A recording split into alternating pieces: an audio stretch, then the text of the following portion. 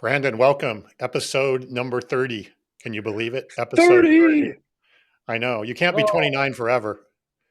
I well, know you you tried. can tell people you are. Well, you can, but this one we can't. We're episode 30, social selling for Phew. newbies. I'm sorry we don't have Carson here again today to celebrate because he is at a trade show, but I would not be surprised if he jumped in somewhere along the line here.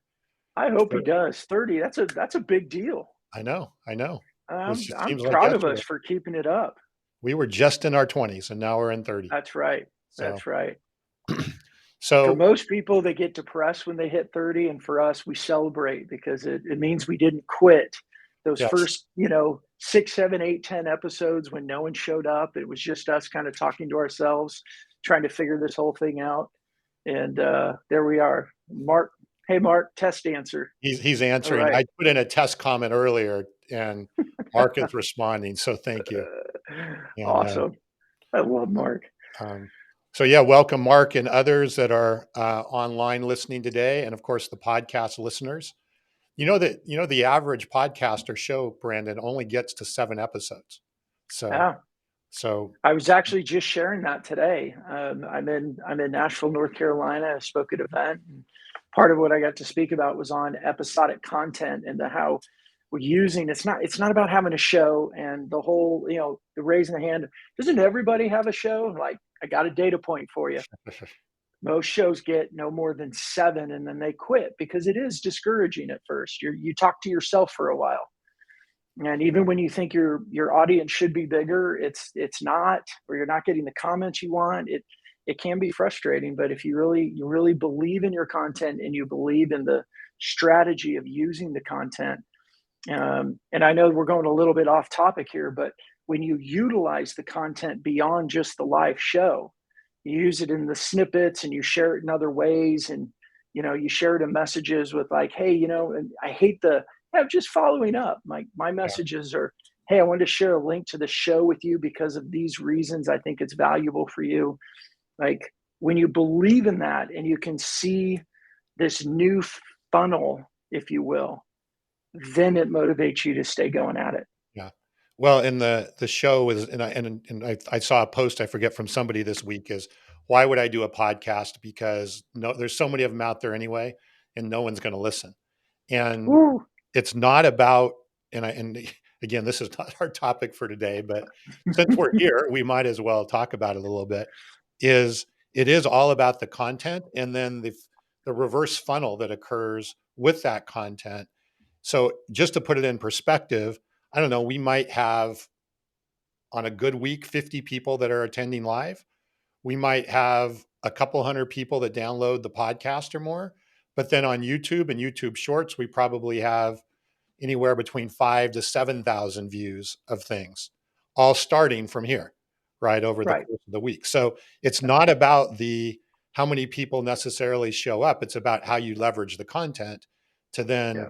fan out into those things that are there. So Well, and I think that conversation will actually kind of weave in and out of today's topic on using social to turbocharge cold outreach, because a big part of social is, what do you have to say, right. and how do you say something that you stand out from your competitors? Of, if everyone's going, do you have time for a demo? Do you have time for a demo? How do you stand out? Well, Yes. you know, provide value. I mean, we go all the way back to Gary Vaynerchuk's original jab, jab, jab, right hook. I mean, that was the first time I heard it, 10 plus years ago. How do you provide value, educate, entertain, in order to stay top of mind? And then when you make that call, they're like, oh, yeah, I'll return that call. I know who they are. Exactly. Which is Show's happens over. to There we go. which All happens to done. be which happens to be our title today. How to use social Exactly. selling to turbocharge cold outreach. But we cannot forget the all important dad joke challenge to get things started. I will be I'm ready for representing. you today. All right, I'll even go first. How about that? Okay. So this I'm representing Chat GPT. I couldn't possibly make this up myself. Why couldn't the bicycle stand up by itself? Ooh, I know this one, but I'll let you say it. Because it was too tired. Ba-dum-bum. Yeah, I don't Right. know. I'm ready to hear what everybody thinks about this one. So, okay, here's mine for the day, and I got two of them, and I've struggled with which way to go, but I think Mark's going to like this one. All right. So, what do you call a book club that's been stuck on the same book for years? A stuck book club. Church. Oh, very good. That's a good one, right? That's And good. and then That's the good. and then the follow up to it is, and like most book clubs, no one actually reads the book, and everyone's just there for the wine. All right, I'm gonna vote for yours today. Thank you. All right. Although the Chat GPT one was quite impressive, I'm still voting for yours today. Well, Had thank much you. more creativity. Thank Yeah. you. Thank you. All right. So Well, we'll so see. We'll I don't see if. wanna hear it anymore that I'm voting just for Chat GPT because I like Oh, technology. you've seen those tags, have you, recently, Yes, where I I'm have. throwing you I and have. Carson under the bus? Yes, Yeah. I feel very beat up, so, Yeah. um, So okay, perfect. Mark says he smiled at Tom's and chuckled at Brandon's. Winner, All winner, right, well, chicken dinner. we'll work for the laugh then next week. That's it. Thanks, Mark. All right. Well, let's jump into it. This is exciting. Yeah. So one of the things we get a lot, Brandon, is yeah, but my KPIs are all based around numbers, like how many people am I reaching out to? How many cold calls am I doing? How many cold emails am I sending? Mhm. And, you know, social selling then is like, well, how much time is that going to take? Because I've got to be so busy with my other outreach actions that I'm doing. Yep. And what we Hate wanted to that. kind of touch on, pardon? I hate that. I mean, Yeah. because it's just the wrong question to ask. Mhm. But we've got to answer it, and it's like we start in a corner because the lens over the tool of social is wrong. Well, and it's almost as if it's two different things. Like I go over Mhm. here and I do my old school traditional actions for a while, and then I come over here and do my social actions for a while, and the two shall never so meet. It's positioned, and maybe it's our fault, right? Maybe we're not being clear about how the two are actually positioned. But if you think about cold outreach or any outreach that you're doing, what is the goal? What are you trying to accomplish with an outreach? You're trying to make a connection that then ideally becomes a healthy connection that leads towards a conversation. That's all any of us are doing that are doing outreach, right?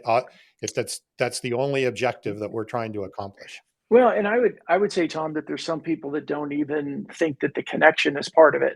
They're going for the conversation, right? I want Right. that Right. conversation. Forget connection. Connection's BS. And It doesn't I'm not matter. even, I'm sorry, I didn't even mean like LinkedIn connection there. I was like thinking, Yeah. I want to build a relationship. I want to connect with somebody, however it occurs, right? Well, Somebody's willing to communicate with me. yeah, and I understood that, but my point is, I still hear from a lot of people that think they'll say what I'm doing around social is bull because you don't need to build rapport, you don't need a connection, you just need to hammer away until you get someone on the phone and you fight for the time to prove to them that you got something, and it's all about conversation. And that's why they focus on KPIs of how many calls did you make?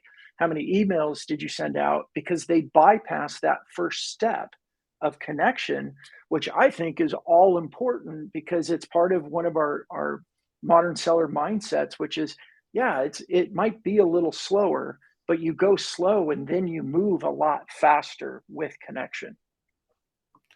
Right, you move a lot faster towards what you're all here to do, which is to make sales and build pipeline, right? Build Right. pipeline, which ultimately moves into a sale. Yep. So, Brandon, what let's talk a bit about how the two merge together, right? Mhm. That cold outreach and social selling are not these apples and oranges type of thing, but they actually work together, Yeah. regardless of what your vehicle is that you're doing. And what are some tactics that people can start to use using social to make however they're doing cold outreach more Mhm. effective?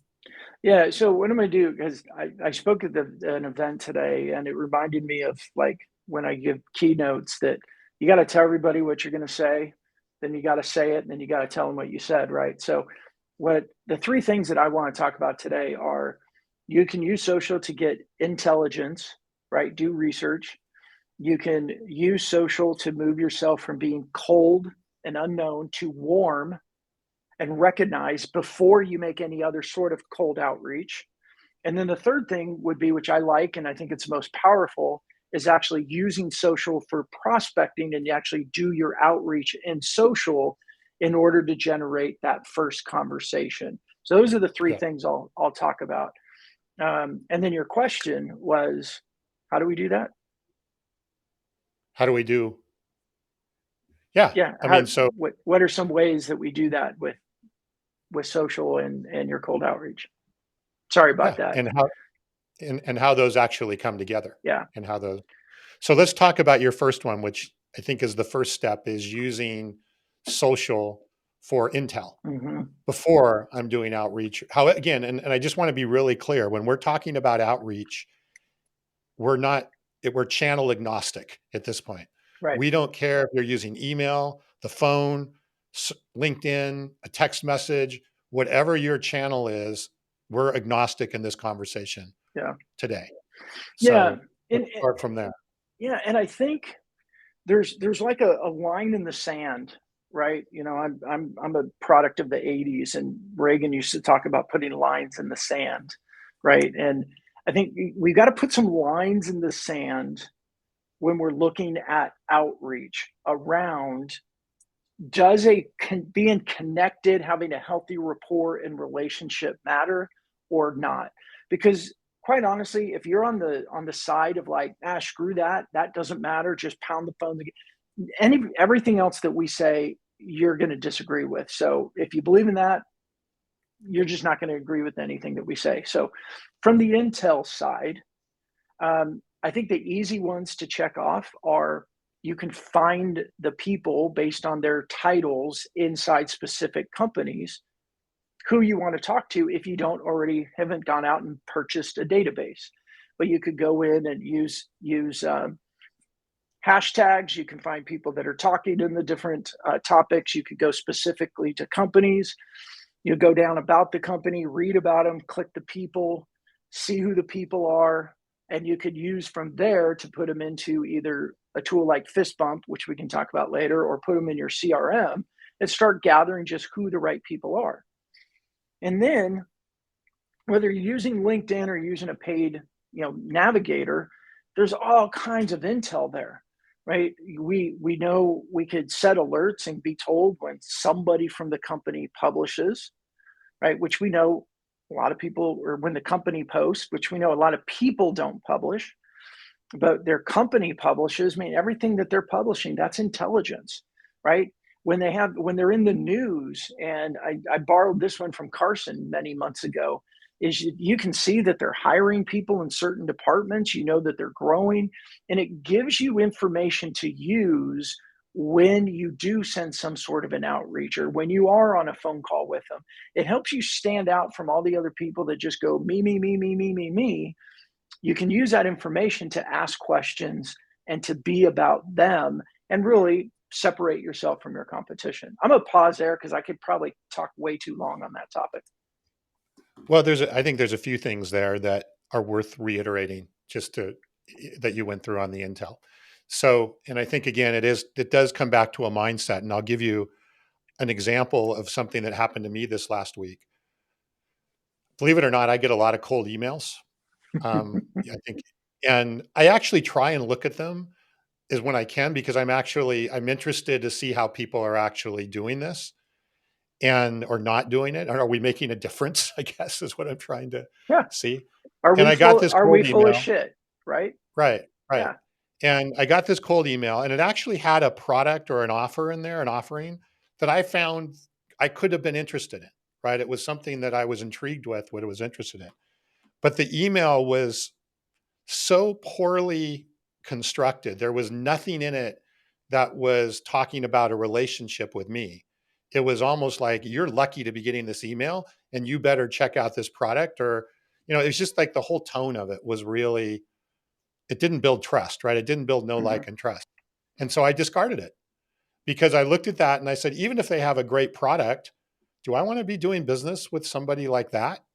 On the other hand, Mhm. now on the other hand, I did get a couple of emails this week that the product that I was looking at was not super intriguing, but at least the email had, you could tell they did a little research, right? They knew I was in Santa Barbara. They knew what school I had graduated from. Um, and it wasn't just like a form type thing. You could tell there was a little bit of research that was put into it. Mhm. And I actually gave those more credibility than I gave the one that had the better product or the more interesting product, I guess I'll say, but had really nothing in there to build trust. So they had moved me up the interest side on the x axis, but they had done nothing. In fact, they reversed on the y axis of actually building trust along the way. Now, Yeah. I don't think I'm unique on that. I think when you get something, an outreach, and you actually feel like the person who did the outreach cared a little bit, I believe it goes a long way.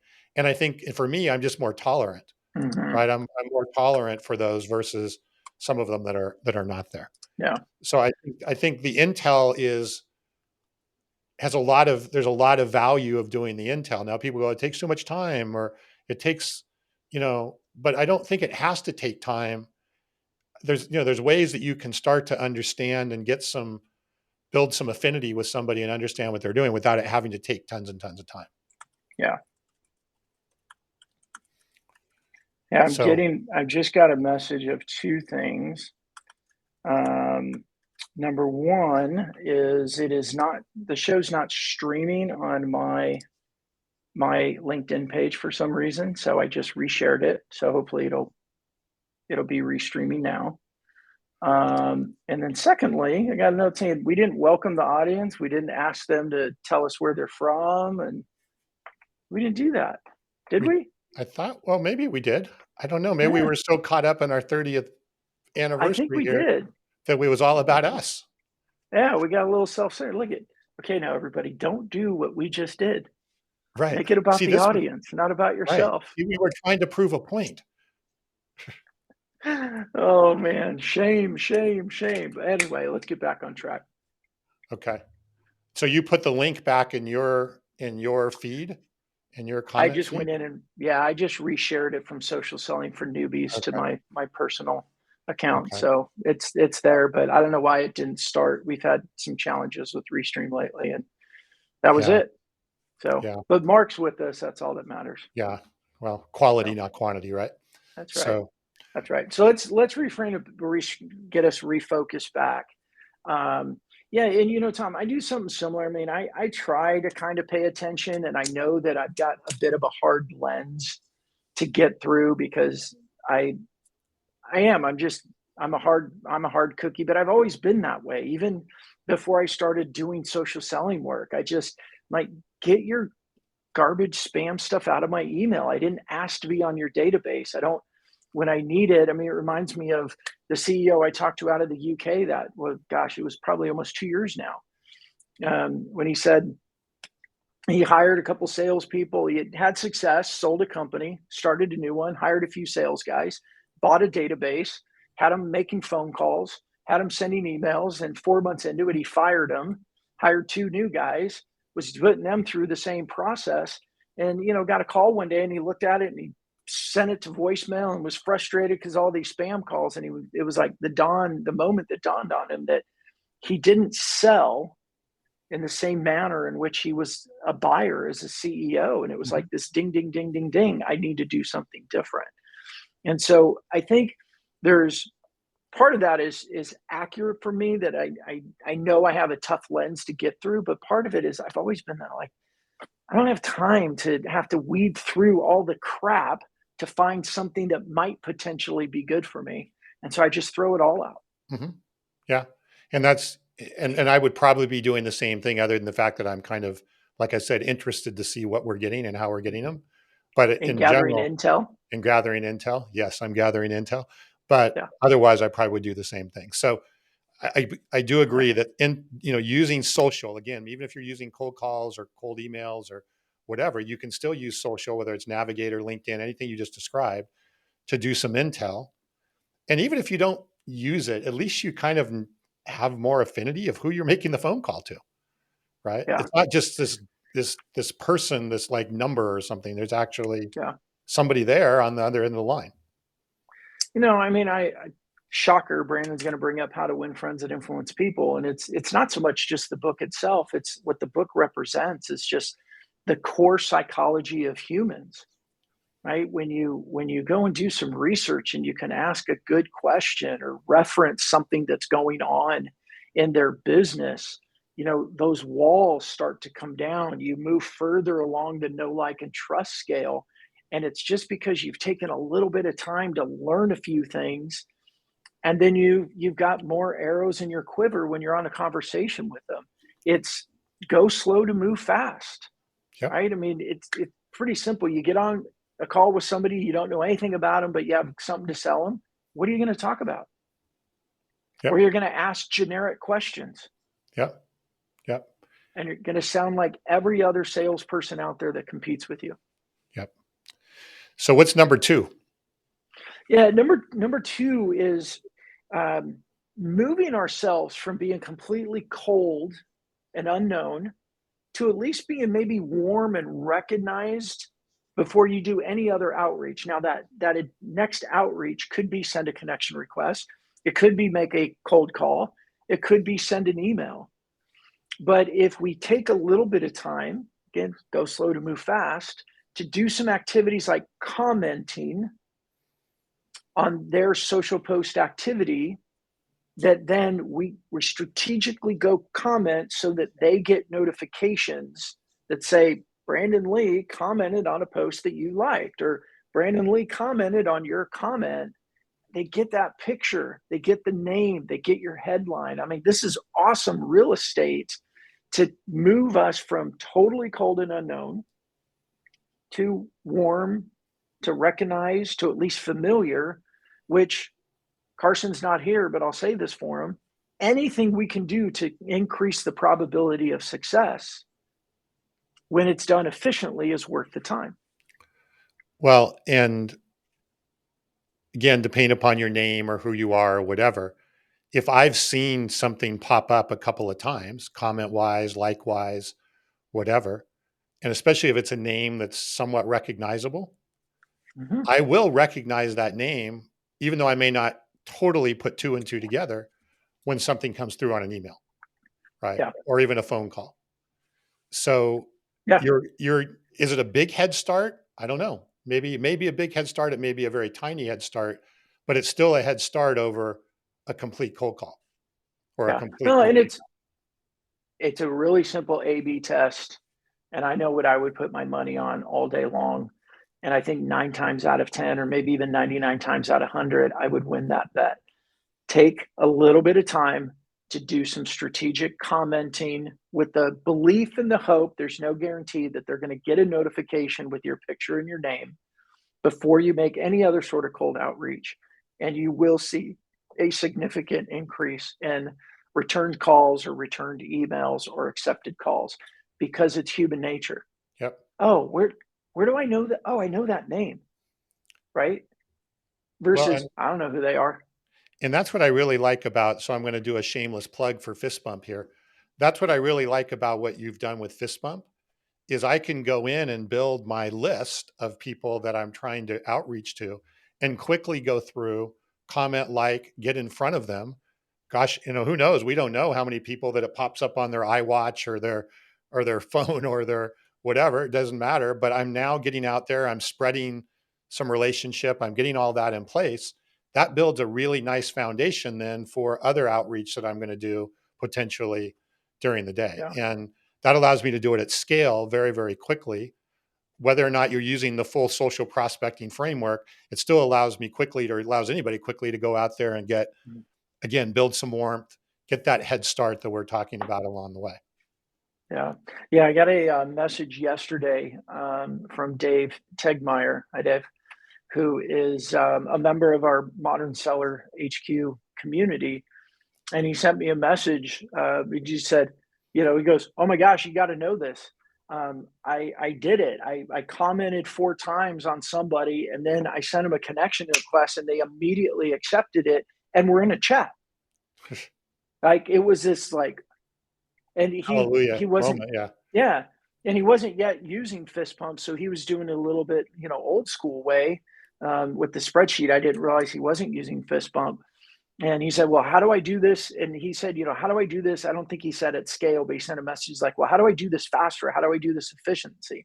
And I said, well, with fist bump, it's efficient, but it also documents for you. So you can go and show your boss, look at the activities I did, even though it's not a cold call or maybe it's not a cold email, but you can say, these are the commenting activities that I did for this prospect. Yeah. No, I think that's awesome. And now he has a well, not in this case, he may have a big head start. He may be more than a head start, right? He may be actually Yeah. moving down and building, moving towards the revenue zone. But Yeah. it's yeah, I mean that it's just it's amazing how much again head start or how much of a foundation you can do just by that by being visible. And as you say, commenting is a way, kind of your form of listening to show that you're listening, right? To show Hmm. that you're actually, you care about the people that you're trying to reach and you're trying to put together. It's, I don't know, seems like a no brainer. Yeah, and I think we pick it up. I that commenting is the modern form of listening, Yeah. and I think when I was a guest on someone else's show, I said that, and I was like, "Ooh," I'm like, "Oh my gosh, that's good!" Like it came out of my mouth. I'm like, "That is so true."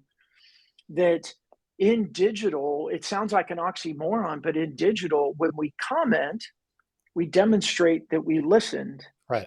And when we look at how to win friends and influence people, we know that listening is like a number one important, remembering names and other things. But um, if we've got to listen, but then the other thing with it is not that we're just listening, but they get the notification, they see our Yeah. face, they Yeah. see our Yeah. name, and they feel. And I guess I said feel, and I know we're not supposed to have feelings in sales, but that's bull. We have all kinds of feelings in sales.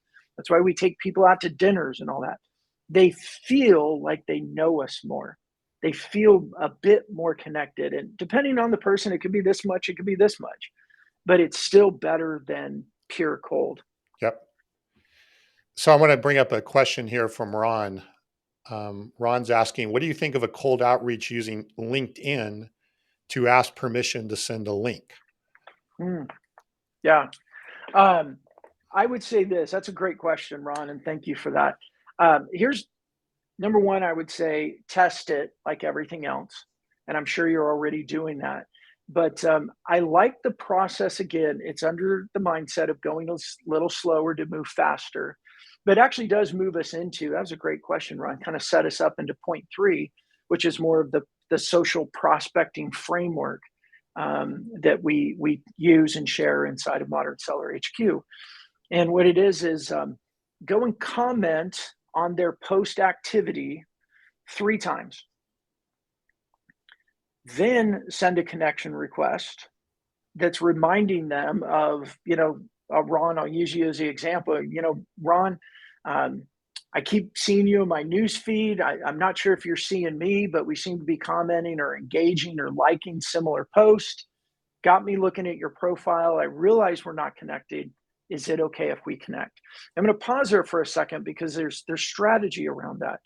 Like we can go comment on any post that we want. So we strategically go to the posts that our prospects have either published or engaged with.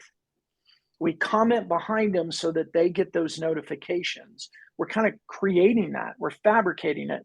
And it's not, I mean, you can look at it any way you want, but manipulative or whatever, I think it's very strategic. But it's the same thing. Look, I'm in a hotel. I've been at this event for a couple of days, and I watched again the same thing that happens in a live networking event. You look around the room, you find someone's name tag, and you go, "Oh, I want to meet them," and you walk over to their general vicinity. That's the Right. word. Vicinity. Yeah. And you kind of listen to the conversation that's going on because everyone's got a drink in their hand, they're chit chatting, and then when there's an opportunity, you kind of join the conversation by saying something intelligent or funny, but definitely appropriate to the topic. And then usually the circle they kind of go, oh yeah, and the circle widens a little bit, and you join, and now you're part of their network. And then a little bit later, you can go, oh hey Tom, my name's Brandon, nice to meet you. Yeah. Right? That's the way we strategically maneuvered inside of an event to meet someone. The social prospecting process is the exact same thing. It just happens inside of LinkedIn. So, Ron, I haven't forgotten about you. I just want to set that up. So, 3 comments, send a connection request. When they accept, because we brought it top of mind, like, I keep seeing you, you probably see me, right? They accept it, thank them. Thank you so much. Hope you have an awesome day. That's my go to. And then I go and I comment again. And then you have another opportunity, and you could send a message and say, hey, gosh, Ron, you know what? You and I both commented on Tom's post today, brought you back up in my news feed, wondering if you'd be interested in having a call. Or, hey, you and I both commented on Tom's post, saw your profile again based on your title or what you do. Could I send you a link to da da da da da? What I think with that, what I've seen with that, what the data shows is when you take a little bit of time to nurture that and build a bit of a healthy relationship with them, the affirmative response goes up. And it's different for different industries, different companies, but my clients always see that increase in response rates by just going a little bit slower to move faster. Well, and there's a couple, I think, even nuances in there that you're bringing up that we should touch on here. Is one is when, again, depending upon what the link is, right? What are your ultimate goal in this case would be, if you send a link, is to get somebody to read or consume whatever content you're trying to share. So that's Very the fair. ultimate goal, right? It's one thing to send them a link and have them accept a link, but it's another for them to consume the content or read it, or which is what your ultimate objective is there. So by doing all the things that you talked about, your odds of that person taking your link seriously, I guess you'd say, or what you're sharing with them seriously, or giving it the time of day, maybe is more, and actually consuming it go up as well. Um, Yeah. and again, depending upon what the link is, I don't, going Ron to your question, I wouldn't necessarily send a link that's a buy my stuff link, or, hey, do you want a demo, or, that kind of stuff. But if it was a link that was relevant content, relevant information based upon what you know about that person or what they're interested in, then what everything we just do would be great, right? It would, and I don't even know if I would ask permission. I would just say, hey, Brandon, I was thinking of you when I saw this. Hope you find it useful. And I get those. And from people Mm-hmm. that I have some know, like, and trust for, I find that they're really relevant and really good. Um, Right. so I welcome those links that are there. The second thing, or the third thing related to the link is I probably wouldn't, I would, if at all possible, I wouldn't just send them a link to your website or to some PDF. If it's something that's on a social post, if you've written an article or there's something that's on LinkedIn or already there, Yeah. I would use that as, again, all of this is to raise the probability that not only that they're willing to accept your link, but they're willing to consume what's in the link, which is all that really matters anyway, and what you're doing. Yeah. So. Yeah. And you nailed it there too, Tom, in the name of increasing probability of success. Take the time. Well, let me back up. If you share a link with somebody that goes to your website, it smells like a sales pitch. Doesn't matter what it is, it's going to smell to them like a sales pitch. Yeah. Taking the time and building out the yellow brick road and knowing which bricks you want to send, number one versus, 2 and 3, and have them build upon each other. Take the time to put those into a LinkedIn post or in a LinkedIn article. And I know it sounds kind of silly, but when you click that link and LinkedIn pops up and says, you're about to leave LinkedIn, are you sure you want to do it? There's a lot of people that go, nope, Yep. Yep. right? So it smells like sales because it's your URL. And then you got to come the other obstacle of them doing one more step of an extra click to get there. Then you take the time and turn it into a social post or a LinkedIn article, you share that link, and they're staying in LinkedIn. Right. And Right. the appearance, the optics from them is you're just sharing something socially. Well, and there's no there's no concern or doubt if I go to this website, is it some sort of phishing site or right? It's like all of those things that could go through our head. I don't Mhm. have to worry about those because I'm just staying right on the platform Yeah. that's already I there. use a So Mac though. I don't worry about the phishing stuff anymore. okay. Mac's got my back. Yeah, well, I've been getting a ton of emails recently about, just about everything. Hey, you have money, you have paychecks, Mm. whatever, right? All of it trying to Yeah. get me to click to a website and probably anyway, I Yeah. digress. But Yeah. yeah, so that's a long answer, I think, Ron, to your question. But the Yeah. answer would be, yeah, I just do it the right way. Yeah. How's that? Ron, I'd love to hear your thoughts on that too, even if it's Yeah, somewhere down the road. But I'd love to hear yeah, really more so too of like what exactly are you doing? yeah, And we could probably respond a little bit. That would actually be a good question inside of Modern Seller HQ, where not only we could answer it, but other people can answer it as well. yeah. So Well, Brandon, you know, um, any final thoughts here and things as we talk about this whole area of cold outreach? I know we've hit your three key topics there.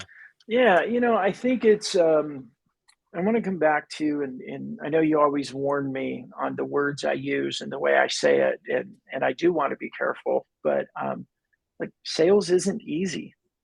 There's no silver bullet or magic wands that make this thing like, oh, just send them a LinkedIn message and ask them for a meeting. And I'll go back. I think I mentioned it last week.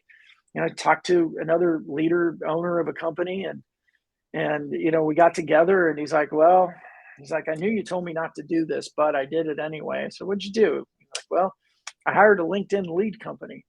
And I said, great. How'd that work out? And he's like, worked out great for them. They got $3,000 out of my pocket. He signed a 6 month Yeah. contract for $500 a month. And he said, guess how many conversations I got? Zero, right? Zero. This isn't, hey, let me go take part of my sales activity and go offload it to somebody that I pay as inexpensive as I can so they can automate a bunch of stuff and somehow POs are going to fall from the sky, or I'm going to have these really, really awesome conversations that are all lined up. Like it just doesn't happen that way. And so this is hard. It takes time, it takes effort, it takes thought. But I do believe what I've seen, not believe, I've seen, and therefore I believe from the data that using social to move ourselves from being completely cold and unknown to being a little bit more warm and recognized before any other next step outreach, which my preference is still within social. That some of our clients, the leaders, just like we've got to get to the KPI calls. Like, okay, so let's at least set us up for the best success we can with cold calls. The data doesn't lie. It No. it significantly improves, and but you got to buy into the mindset. Can we go a little bit slower in order to do better? And I like what Robert just posted on there. Nothing worth doing is ever easy. Yeah, and I think it's to me, it's not when you say selling is hard.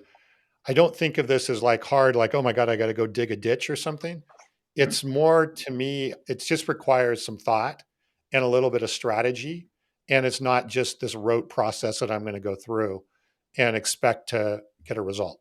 And Yeah, the good news is, like we talked about fist bump and some of the other things, there's tools that can be used to help facilitate this more at scale.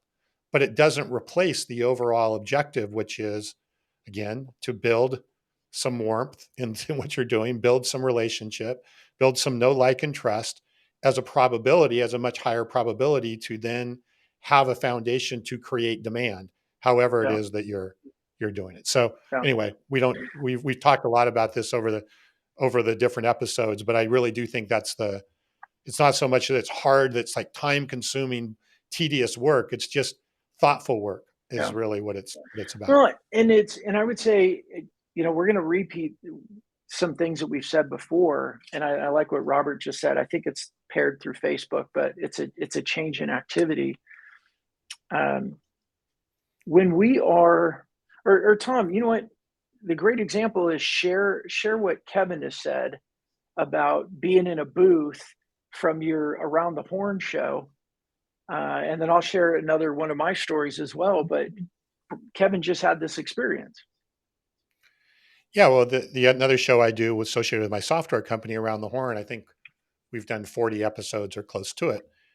When we go to a show, or Kevin's at a show this week in our industry, people come up to him. It's almost gotten to the point where it's like, he's a little bit of a celebrity, like almost, will you sign your autograph type of thing? But they know him from the show. Right. So they've already built a relationship with him from the show. So when they come up to the booth, it's not talking to just some random guy in a booth. He's Yeah. talking to somebody that they already know. And the quality of the conversation and the quality of even the prospects that are coming into the booth goes way up. It's the Right. same concept. It's the exact same concept. It's just it's different strategy than what we've been talking about here. It's using the show as a Mhm. strategy versus the LinkedIn social prospecting, but it's the same objective, which is to build that relationship and awareness so that you have that head start. Yeah, but that is a social selling motion, right? It's Hmm. the Yeah. content creation side, whether Hmm. it's a show with a video or it's content like where I'm at this event in North Carolina right now. I had people come up to me and go, "Oh, the dad joke guy." They've never engaged with my dad jokes. I never Yeah. knew they saw my dad jokes. Yeah. I never knew that they knew anything about what I do on LinkedIn other than I might have known that we were connected or I might have maybe assumed we were connected. But they come right up to me and they felt like they knew me. They knew about me and they're like pointing to me and go, "Dad joke guy." Right? That is really, really important when our job is cold outreach. Hmm. Yep. Another great example, right? And again, we don't know who we're going to reach with social, which is a whole nother thing. It's like we Mhm. don't even know there's kind of this extra value add Right. of all of the things that we do there. So, But can I well, can I say this though real quick before because I don't want to sure. end it on that because you're right. We never know who we're going to reach in social, but social isn't this. Oh, let's just go do some things and see what happens. Social is also very targeted. Is a very strategic outreach when done well. Hmm. And this show was all about using social selling to turbocharge your cold outreach. So I didn't want to leave this on like something light and fluffy for any sales leaders out there going, see, social sucks. It doesn't work. Like what we've talked about is very strategic, targeted prospecting. We just use this social tool, whether it's Facebook, LinkedIn, Instagram, TikTok, it doesn't matter, strategically to be in front of the people we want to talk to and position ourselves and the way that we talk in order to earn that call. Yep. Yep. Well stated. And I'm glad you reaffirmed that because, yes, that is what we mean by turbocharging cold outreach. Yeah. So we brought it full circle. Yeah. And Well, can I bring this up too, Tom? Since we brought it up, is we talked about fist bump, and I don't want this to be the infomercial for fist bump, but like if this what we're talking about around commenting and social prospecting makes sense, then especially right now, it depends on when you're watching this video, but if you're on live, at getfistbumps.com is the site. We're still in beta stages. It's free. We don't even ask for a credit card at this point. And then go to modernsellerhq.com, join the community. We got people talking about how they're using it, they're sharing their successes. And Tom and I really believe and see the momentum growing in Modern Seller HQ with people coming in going. I mean, I think Dave Tegmeyer is a great example. He's just now starting to learn this social thing into his 25, 30-year career in sales. mhm, Jeff Leisure is the same thing, right? He's never used social before, but he's been selling for 25, 30 years. And now he's looking at, I got to do something different because some of these other sales motions aren't working the way that they used to. So come join the communities and Modern Seller HQ is for free. GetFistBumps.com right now is for free. Eventually it won't be. We got to pay the bills. I got 5 kids. Come on, can't do this all for free all the time. But the more people that are using it, we're learning from each other, and it's making us all better. yep. Love to have No, more people completely join. agree. Yeah, completely agree and kind of immerse into it. And fist bumps, by the way, is getting cooler every day. So You Well, know, and big we're learning, we're learning, right? Or you're learning from the users and all that, but just a lot of things are getting really, really yeah. powerful and cooler every day. Well, So major, major, major shout out and kudos to Daniel because, and he yeah, might be watching, he might be busy coding, but he is doing a phenomenal job because he uses fist bump every day. And then yeah, through that, he's coming up with ideas and sends it to the community, and they give him feedback. And he and I talk and strategize about what. And yeah, this last release he did with pre-created workflows for you, so you don't even have to think. If you want to do yeah. social prospecting, there's a social prospecting workflow. You want to do That's reconnect with people, you're already connected to them on LinkedIn but you haven't talked to them for a while, that's there. Stay top of mind, keep in touch with people that are high priorities for you, that's there. They're just pre-done, ready to go workflows, which I think are really awesome, and that was all Daniel. so you're just making it all easy. It's not hard. You're just making it all easy. That's the hope. I mean, look, and I know people can call BS on me if you want. I love using fist bump myself. That's what makes me so excited Yeah. about building this and sharing it with the community, is that fist bump makes me better at my outreach. Yep. Yep. Well, next week we will have Carson back. Um, Woohoo! I apologize to anybody who got caught up in the restream thing, event thing. We're going to have to really, I don't know. It's like, it has to be, we'll have to look into it, Brandon. So I Yeah. apologize if you weren't able to connect. Definitely, I think we've had fewer connections today, but thank you, Ron and Mark and Robert and everybody for your comments and contributions. And yeah, we'll be back next week with the full band. And we'll have a movie reference next week because Carson Yeah. will be back. I mean, I was Yeah. trying. I just, the It just, library it just, was not it's just, open for me. he's just a natural at that. And we have to work Yep. hard at it. So Yep. we'll You do got that it. for him. All right. Have a good week, everybody. We'll see Yeah. you next week. Thanks, y'all.